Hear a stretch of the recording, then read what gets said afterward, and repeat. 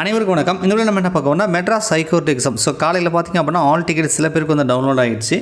அது வந்து அதனோட இன்ஸ்ட்ரக்ஷன் வந்து என்ன சர்டிஃபிகேட் வந்து கொண்டு வரணும் அப்படின்னு சொல்லி அதில் இருக்கக்கூடிய இன்ஸ்ட்ரக்ஷனை வச்சு நான் ஒரு வீடியோ போட்டு தான் நீங்களும் வந்து பார்த்துருப்பீங்க. ஸோ அதன் மூலிமா கமெண்ட்ஸில் வந்து சில சந்தேகங்கள் கேட்குறீங்க. அந்த சந்தேகத்துக்கான பதிலை தான் நம்ம இந்த வந்து பார்க்க போகிறோம். ரைட்டா?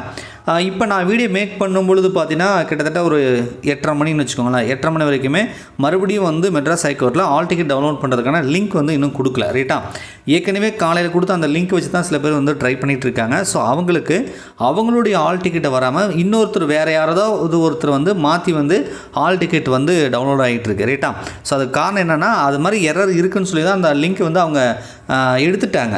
ஆனால் நாம் வந்து அதை சேவ் பண்ணி வச்சுட்டு நம்ம ட்ரை பண்ணுறதுனால தான் இந்த மாதிரி ஆல் டிக்கெட் வந்து மாற்றி வருது. ரைட்டா? இல்லை அப்படின்னா register number date of birth வந்து தப்பாக இருக்குது அப்படின்னு சொல்லி கூட அலர்ட் மெசேஜ் வரும், டவுன்லோட் ஆகாது. இதுக்கு எல்லாத்துக்கும் காரணம் என்னென்னா அந்த ஆல் டிக்கெட் டவுன்லோட் பண்ணுறதுக்கான லிங்க் வந்து அவங்க இன்னும் ஆக்டிவேட் பண்ணலை, கொடுக்கல, சரியாக வந்து பண்ணலை. அது ஏதாவது ஒரு எரர் இருக்குது, அதை சரி பண்ணுற வரைக்கும் வெயிட் பண்ணுங்கள். மீண்டும் வந்து ஃப்ரண்ட் பேஜ்லேயே அந்த வெப்சைட்டோட ஃப்ரண்ட் பேஜில் நமக்கு ஆல் டிக்கெட் டவுன்லோட் பண்ணுறது லிங்க் கொடுப்பாங்க. அப்போது வந்து ட்ரை பண்ணி பாருங்கள். ரைட்டா? சரி, அடுத்தது ஓல்டு அதாவது கம்யூனிட்டி சர்டிஃபிகேட் இப்போ வந்து இ-சேவை மையத்தில் வாங்கி நம்ம பிரிண்ட் அது மாதிரி இருக்குது சார். பழசு வந்து இந்த அட்டை மாதிரிலாம் வச்சுருப்போம்ல, அது இருக்குது சார், ஓகேவா அப்படிலாம் கேட்குறீங்க. பழைய சர்டிஃபிகேட் இருந்தாலும் ஓகே தான், இல்லை புதுசு இருந்தாலும் ஓகே தான், இல்லை ரெண்டுமே நீங்கள் எடுத்துகிட்டு போனாலும் ஓகே தான். ஸோ பழைய சர்டிஃபிகேட் கம்யூனிட்டி சர்டிஃபிகேட் இருக்கிறதுனால அது செல்லாமலாம் போகாது, அது செல்லும், நீங்கள் தாராளமாக கொண்டு போகலாம்.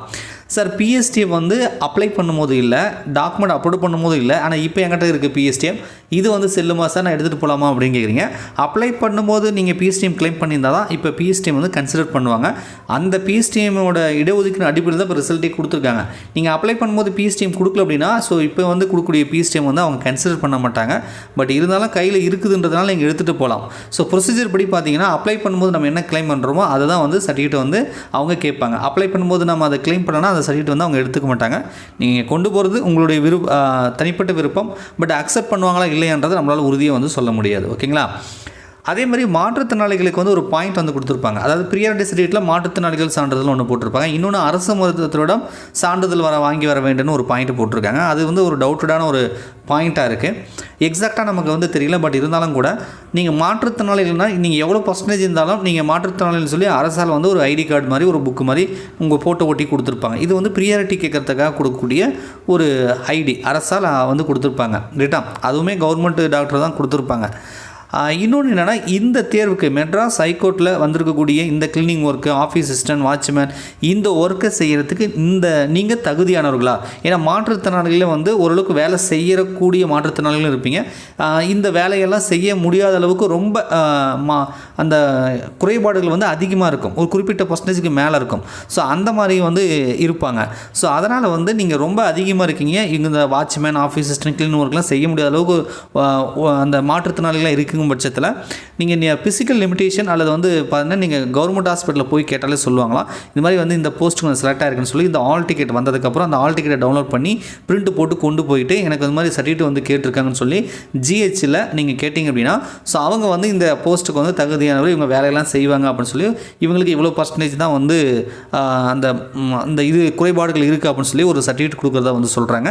ஸோ நீங்கள் மாற்றுத்திறனாளிகள் இருக்கும் பட்சத்தில் நீங்கள் வந்து ஆல் டிக்கெட் வந்ததுக்கப்புறம் ஜிஹெச்சுக்கு போயிட்டு கவர்மெண்ட் ஹாஸ்பிட்டலில் அரசு மருத்துவர்கிட்ட அந்த சான்றிதழை வாங்கிட்டு வந்து போங்க. நீங்கள் ஓரளவு மாற்றுத்திறனாளிகள் இல்லாதவங்களுக்கு ஒன்றும் பிரச்சனை இல்லை, அது தேவையே கிடையாது. ரைட்டா? அந்த மாற்றுத்திறனாளிகள் இருக்கும் பட்சத்தில் நீங்கள் மட்டும் அந்த ஃபிசிக்கல் லிமிடேஷன் சர்டிஃபிகேட் வந்து கொண்டு போங்க. இந்த வேலைக்கெல்லாம் நாங்கள் வந்து செய்கிறதுக்கு இந்த குறைபாடு உடையவர்கள் தகுதியானவர்கள் இருக்காங்க, அவ்வளோ பர்சன்டேஜ் தான் இருக்குது அப்படின்றது. ரைட்டா? சப்போஸ் அதை கொண்டு போகலனாலும் ஒன்றும் பெரிய இஷ்யூ இருக்காதுன்னு நினைக்கிறேன். ஏன்னா நீங்கள் மாற்றுத்திறனாளி சர்டிஃபிகேட் வச்சுருப்பீங்க. இருந்தாலும் கூட இந்த போஸ்ட்டுக்கு நீங்கள் அப்ளை பண்ண போஸ்ட்டுக்கு வேலை செய்யக்கூடிய அந்த உடற்தகுதி உங்களுக்கு இருக்கா அப்படின்றது நமக்கு தெரியாது இல்லையா? ஸோ அதுக்காக தான் கண்டிப்பாக அந்த சர்டிஃபிகேட் வந்து அவங்க கேட்குறாங்கன்னு நினைக்கிறேன். அதில் தெளிவாக ஆல் டிக்கெட்டில் வந்து சரியாக மென்ஷன் பண்ணலை, ஜஸ்ட் ஒரு பாயிண்ட்டாக தான் போட்டிருக்காங்க. நீங்கள் எதுக்கும் முன்னெச்சரிக்கை நடவடிக்கையாக நீங்கள் மாற்றுத்திறனாளி இருந்தீங்கன்னா இந்த மாதிரி கவர்மெண்ட் டாக்டர்கிட்ட ஒரு சர்டிஃபிகேட் வந்து வாங்கிட்டு போங்க. ஓகேங்களா? சரி. ஸோ இந்த சந்தேகம் தான் உங்களுக்கு வந்து நீங்கள் ரிப்பீட்டாக கேட்டுருந்தீங்க. மேபி இன்றைக்கி நைட்டு மிட் நைட்டில் ஏதாவது ஆல் டிக்கெட் டவுன்லோட் பண்ணுற லிங்க் கொடுக்கலாம், அல்லது நாளைக்கு வந்து நிச்சயமாக வந்து அந்த ஆல் டிக்கெட் டவுன்லோட் பண்ணுறதா லிங்க் கொடுப்பாங்க. அப்போ நீங்கள் ட்ரை பண்ணிங்க அப்படின்னா உங்களுடைய ஆல் டிக்கெட் கரெக்டாக வந்து ஓப்பன் ஆகும். ரைட்டா? வேறு ஒருத்தர் ஆல் டிக்கெட்டும் வராது. அதே மாதிரி register number, date of birth error வருது, அந்த எரரும் வராமல் வந்து ஓப்பன் ஆகும். அப்படி சப்போஸ் லிங்க் கொடுத்தாங்கன்னா நான் அதுக்கும் வீடியோ மேக் பண்ணி உங்களுக்கு வந்து இன்ஃபர்மேஷன் வந்து கொடுக்குறேன். இது இல்லாத வேறு ஏதாவது சந்தேகம் இருந்தால் மட்டும் கமெண்ட்ஸில் கமெண்ட் பண்ணுங்கள். நன்றி, வணக்கம்.